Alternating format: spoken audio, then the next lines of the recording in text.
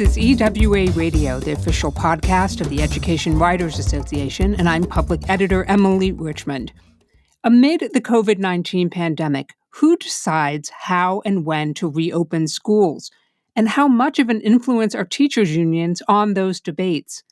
Those are questions many education reporters are wrestling with right now, so it seemed like an ideal time to talk with an education journalist who has decades of experience covering one of the nation's biggest teachers' unions in the nation's second largest school district.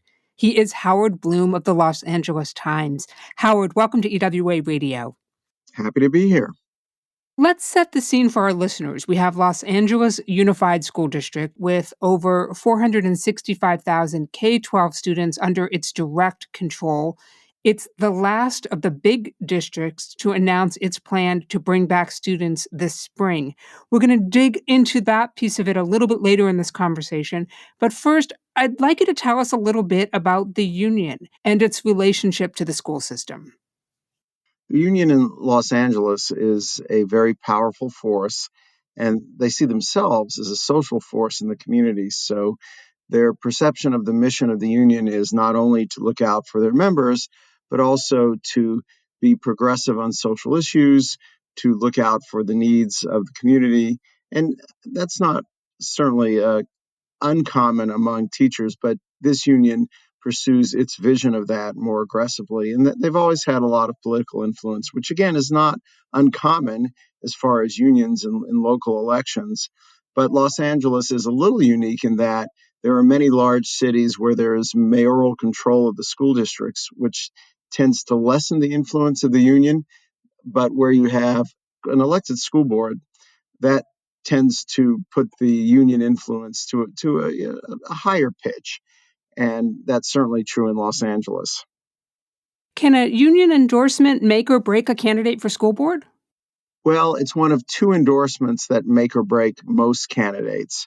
The other endorsement is the endorsement that comes from supporters of charter schools. Now these political dynamics have evolved over the years. At one point, it was administrators versus the teachers union, and then it was a mayoral coalition versus the teachers union. These days, it's charter school supporters, advocates versus the teachers union, and nearly all viable candidates need an endorsement from one group or the other. So it doesn't make or break you, but basically there are two political parties, and it's not Democratic and Republican parties, and you need the endorsement of one of those typically to win. What is the base of the union's power? Is it simply its size? Are all teachers members of the union? Well, it used to be that all teachers were members of the union. Then the Janus decision came, and now all teachers do not have to be members of the union, but the overwhelming majority of teachers are members of the union. They also have a political organization that members can donate additional money. And because of the size and importance of the union, they typically get support from the national unions. They're affiliated with both the National Education Association and the American Federation of Teachers. So all of those factors, plus their activist strain, lend to their political influence. I want to elaborate for a moment for our listeners. When Howard mentioned Janus, he's talking about a 2018 Supreme Court decision that ruled that labor groups, including teachers' unions, couldn't collect fees for collective bargaining from eligible workers who declined to join. So that's pretty interesting that there's that choice and that availability, and most people have decided to join the union. That's right. And that was a big push by the union. And the union has tried to reshape itself in recent years under the leadership of recently departed President Alex Caputo Pearl, who is actually still a union vice president. But they tried to become an organizing union, more activist, more politically powerful, rather than simply giving a lot of money and running school board elections and dealing with the school board. They've tried to have a more public component of their organizing, both externally and internally. There have been some very bitter public battles between unions and school systems over reopening plans, including in the next largest school district, which is Chicago, the third largest in the country. How did it play out in LA? Interestingly enough, it was less contentious. And this is especially interesting that it comes, the pandemic hit almost 1 year, actually a little over 1 year after a major teacher strike. And the person who was superintendent during that strike is still the superintendent. And I don't know if he was chastened by that experience or decided to go another way, or if he simply was more in line with what the union was wanting in terms of health and safety protocols.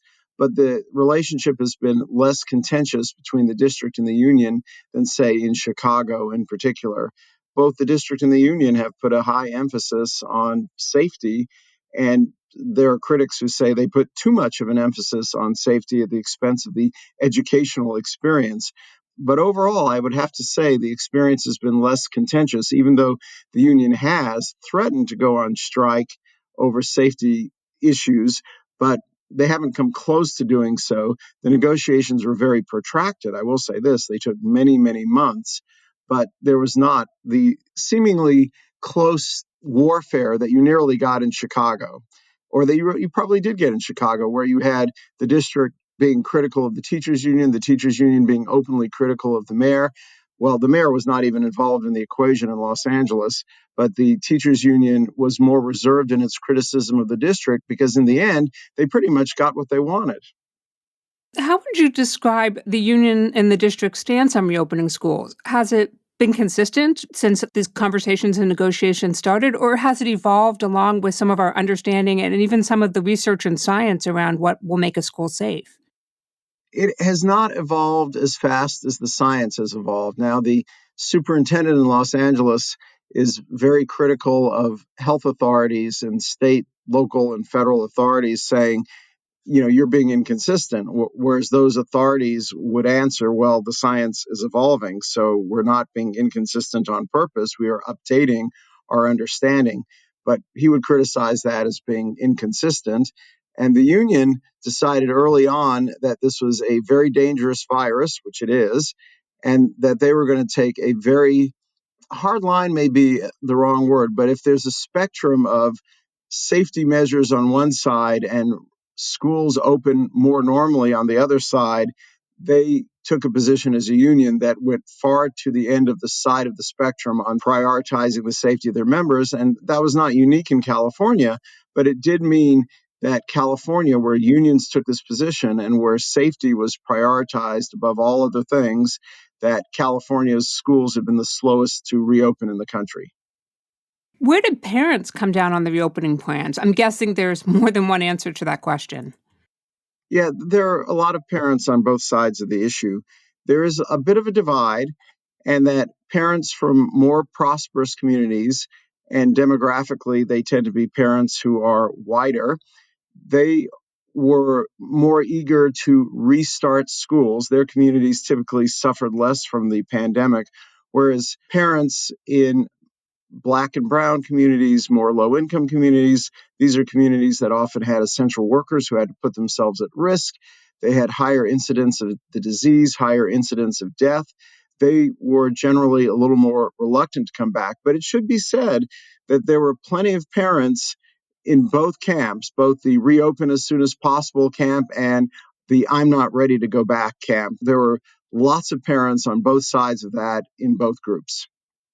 I'm wondering, were there any unexpected alliances during this debate on school reopenings? Were there any groups that typically would have been on opposite sides or different pages were suddenly teaming up to show strength? Well, interestingly enough, you could argue that the district and the union were frequently on the same side in arguing that for a long time that it was not yet safe to reopen schools and that the district needed more money. So instead of there being, say, an adversarial relationship between the union and the school district, for the most part, they were allied on the need to keep schools closed, the need to follow safety precautions, and the need for more resources.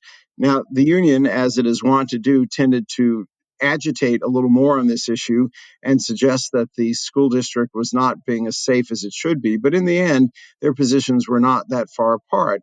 Now, there was one element that certainly caused concern for both the district and the union, which is there were a sizable number of parents who objected to the positions of both the district and the union, who felt that schools should reopen sooner. You can question whether this was a majority of parents or not, but it was certainly a portion of parents who were very loud and very vocal, some of whom had supported the teachers during the teachers' strike. And the union seemed to be worried about this schism between itself and parents whose support it would want to count on in the future.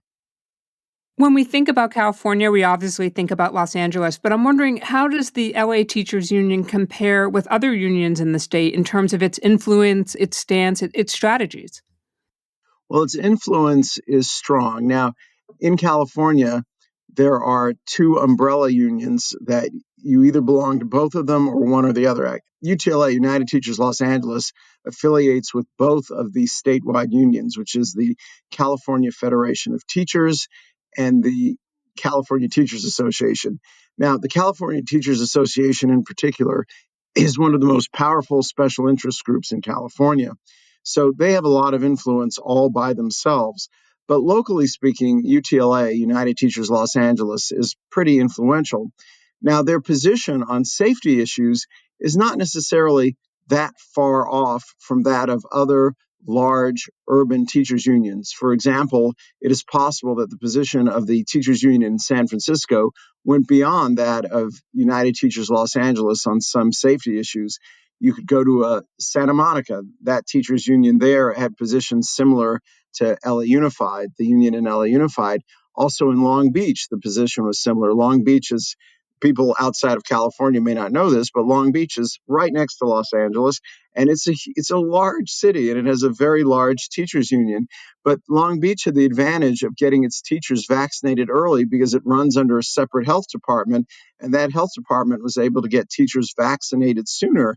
So the union in Long Beach could take a position that was very similar to that of LA Unified, but it didn't seem as quote unquote extreme because their position demanding vaccines was not necessarily holding up the reopening of schools down there to the same degree that it was in LA Unified.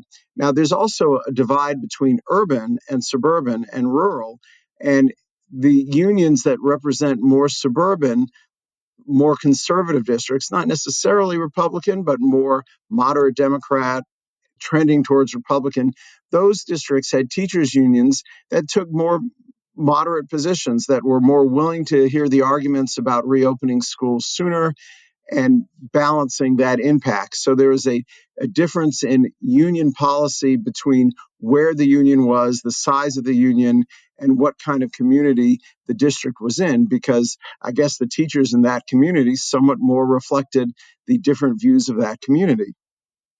How does Los Angeles compare to some other big districts nationwide right now in terms of its influence and how it has impacted the school reopening debate?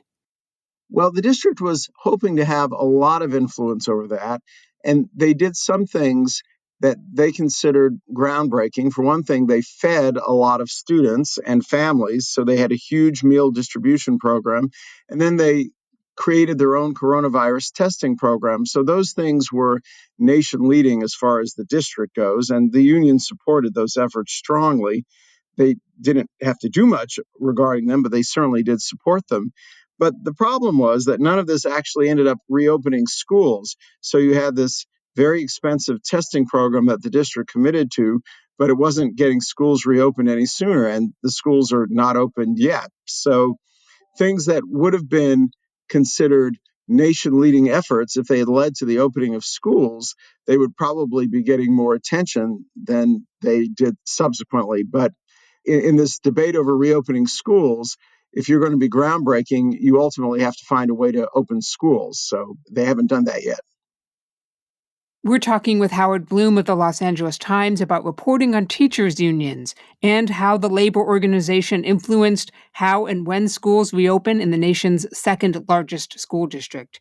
Don't miss an episode of EWA Radio. You never have to. You can find us on your favorite podcast app. And thank you to everyone who has taken a moment to rate us on iTunes. Your support and feedback are helping us to grow. Howard, when I walk around my relatively small city, I'm really struck still by the silence at the playgrounds when normally kids would be out at recess, not hearing the school buses, not seeing the kids at the track at the high school after school practicing. What's LA like these days? Are there streets or places that seem empty to you? Not as much as before. It was eerie. And if you've ever been to Los Angeles and suffered Los Angeles traffic, you know that traffic is a bane of our existence. And during much of the pandemic, you could get from place to place in Los Angeles as never before. And you felt guilty for enjoying that so much, knowing that people were actually getting sick and dying. But it eventually reached a period where people were still getting sick and dying, and the traffic started becoming bad again. Fortunately, fewer people are getting sick now, and knock on wood, we hope that continues. And the traffic is becoming just about as bad as ever. Now, the playgrounds are not as crowded as they used to be, but you do see some children out there. There was a time when the playgrounds were officially shut down by the state, and that did not last that long because there were a lot of objections to that. So the playgrounds are open. The restaurants, they've just sort of started indoor dining to a very minimal extent. Most people are not ready to go back and dine in a restaurant. Definitely, life is not back to normal. You also reported that people aren't necessarily ready for their students to return to school, even though Superintendent Austin Butner and the district and the unions have come to an agreement to do that in April. You reported that fewer than 3 in 10 students plan to return to LA campuses when they reopen this year, according to a district survey. Tell us more about that. Well, as one of the board members said, it's like planning a wedding without knowing the guest list. You're trying to figure out how to open schools, and you're not sure how many people are going to come back. And lots of places have had this problem. Certainly, New York has had this problem. They had fewer students coming back than they expected initially. And then there's also the situation where you have more students, or just the fact that more students will come back in one place than another. So in LA, they put out this survey and they said, are you coming back or not? Pretty straightforward. And as of today, which is 3 or 4 days as we're recording this after the deadline for turning it in, and they've decided to do away with the deadline, they just say, tell us what you want as soon as you can. It is about 3 in 10 students, perhaps. It's a little hard to figure out the math the way they've presented it, but we are seeing that older students are less likely to come back than younger students, and there are reasons for that we can go into.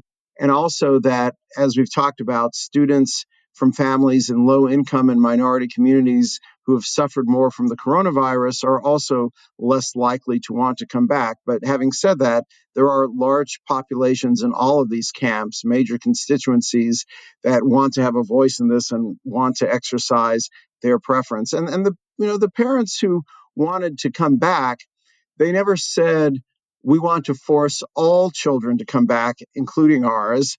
What they said was we want the option to come back, and if somebody else doesn't want to come back, that is okay by us. And there weren't a lot of parents on the dead opposite side of that saying, we want to keep schools closed and we don't want anybody to have the option to come back. But it's a little hard to tell. There's more nuance to these viewpoints than people sometimes give credit for.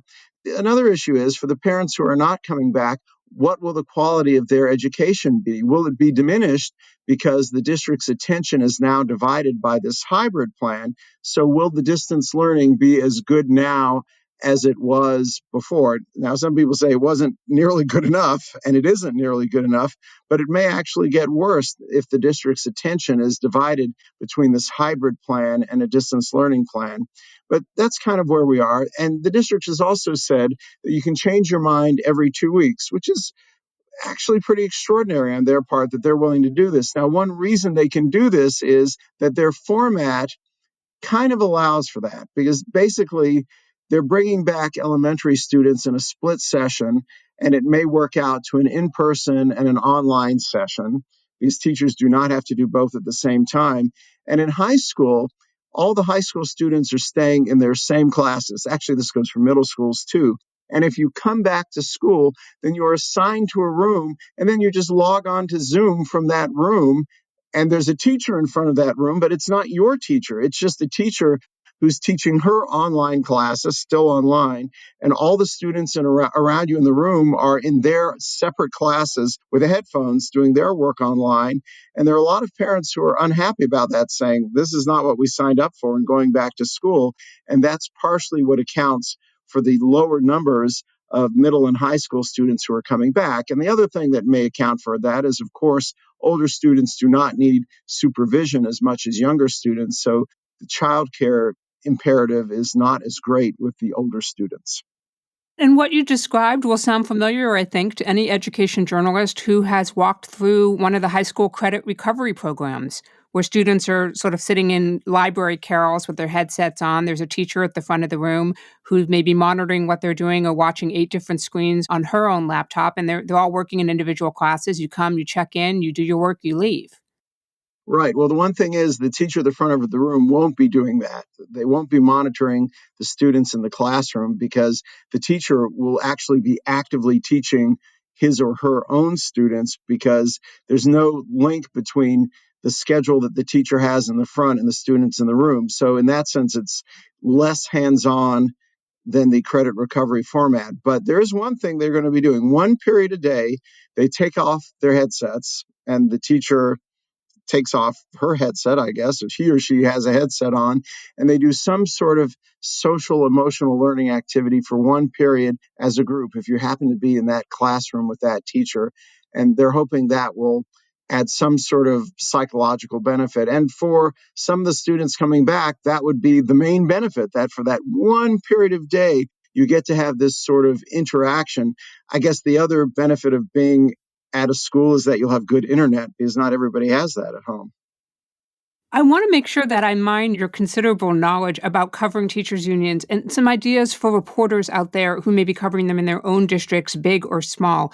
Is there anything you've learned about the teachers' union and its membership that the general public or reporters who may be new to this aren't aware of? Is there anything behind the scenes that would be helpful for them that may not make it into a news story? It's interesting. The Los Angeles Teachers Union is a very democratic institution. It can seem monolithic and it can seem extreme to some people, but it's pretty democratic. And in that sense, I don't know that it's has a lot in common necessarily with other unions, but in Los Angeles, for example, there's a governing body where there's a House of Representatives, and there's over 200 members in it. And that House of Representatives gets the final say in district policy. Now, generally, the people who are in that House of Representatives are those who are the most politically active. And if you are the most politically active, your views tend to be at the far end of whatever spectrum is dominating the group. And that tends to push the LA Union into a more progressive left wing position, maybe more so than its rank and file members. So you do have to be sensitive in covering unions, whether the union leadership is completely in line with that of its members. And of course, nothing is unanimous, and there will be members who have different views. You also have to be always conscious of the influence of resources. So the union has a lot of money in Los Angeles. It is a big power player in politics, and they also have foot soldiers. They're union members. But the people on the other side, who in our political realm happen to be charter school advocates, they have even more money. They don't necessarily have as many active foot soldiers, although they do have very enthusiastic charter school parents in some cases, but they have lots of money. So you always have to follow the money and follow it back to its sources. But this is not necessarily that hard to do with unions because you know that union members are paying dues, and that is the heart of where the union money is coming from. But there are some things that unions do that do straddle the line.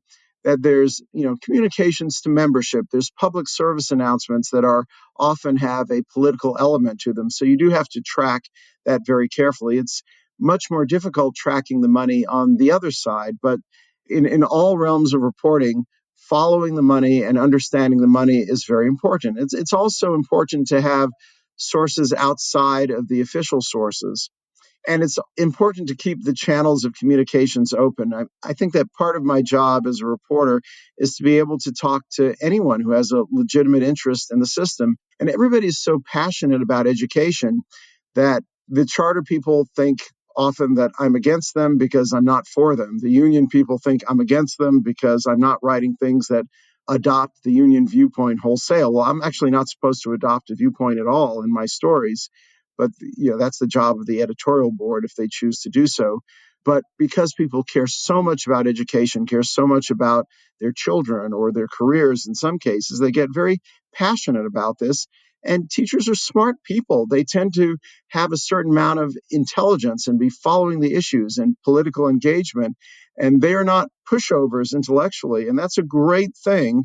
And it's also an advantage as a reporter. You can have conversations with them, and they understand these issues to a degree that is nuanced, complex. And parents also care about their children so much that they are really engaged.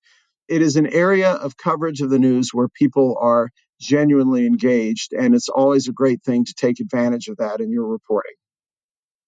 We've been talking a lot about the work-life balance these days, especially amid the pandemic, and journalists are under a lot of pressure, as is most everybody else. And I know there's something you're passionate about besides journalism, and I imagine it's been a pretty good stress release for you. So I want to know, how's the tap dancing going? The tap dancing is going fine. I have a tap dance studio that I run on the side because I just figure I can rest when I'm dead. And so I have 7 days in the week and I'm going to use them. And because of health restrictions, the studio was closed from March to the end of August. Then I experimented with free lessons outdoors. And now I have a clientele that comes to outdoor tap lessons. We're just getting to the point where we can legally have very tiny indoor classes. But of course, I want people to be safe. So I assume anyone walking onto the premises could get somebody else sick. So we are very strict about safety protocols. But we're doing the best we can. And with any luck, after this is over, we'll put on a show and maybe we'll tell some jokes about the pandemic in the show. Howard Blume is an award-winning reporter who covers education for the Los Angeles Times. Howard, thank you for making time for EWA Radio. Always happy to do it. That wraps up another episode for us. If there's a story or a reporter you want to learn more about, drop us a line at radio@ewa.org. The mission of the Education Writers Association is to strengthen the community of education journalists and improve the quality of education coverage. For more than 70 years, EWA has helped reporters get the story right. Have a great week, take good care of yourselves, and thank you for listening.